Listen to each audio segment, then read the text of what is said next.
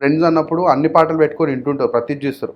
అన్యులు అనడం మన యూజువలీ అదర్స్, అన్యులు అంటే ఏంటి, యూజువలీ అదర్స్, వాళ్ళతో స్నేహం చేయొద్దు అనేటోళ్ళు. మేజర్ థింగ్ ఏంటంటే ఫ్రెండ్షిప్ చేయడానికి ఏం ఏం ఏం రిలీజన్ ఎందుకు అడ్డం వస్తుంది, ఇది కూడా ఒక పాయింట్ నాకు అర్థం కాలేదు. ఓకే, ఎందుకు అంటే అంటే ఆ పర్టికులర్ రిలీజన్ గురించి ఆ సర్కిల్ వాళ్ళతోటే మనం ఫ్రెండ్షిప్ చేస్తే సో దాట్ మనం బయటికి వెళ్ళడానికి ఛాన్స్ ఉండదు అని నాకు అర్థమైంది ఓవర్ పీరియడ్ ఆఫ్ టైం. బౌండరీలో పెట్టేశారు. ఆ బౌండరీలోనే ఉండాలి. నువ్వు ఫ్రెండ్షిప్ కూడా వాళ్ళతోటే చేయాలి, తిరిగితే కూడా వాళ్ళతోటే తిరగాలి. సో దట్ నీకు వేరే థాట్ ప్రాసెస్ అనేది ఆలోచించలేం కదా. ఆబ్వియస్లీ మనం పొద్దున్న లెగిస్తే వాళ్ళతో తిరుగుతుంటే, ఇప్పుడు జస్ట్ లైక్ మన ఫ్రెండ్స్ కూడా వాళ్ళే అయి ఉన్నప్పుడు మనకు బయట వాటి గురించి పెద్దగా ఆలోచించడం ఉండదు.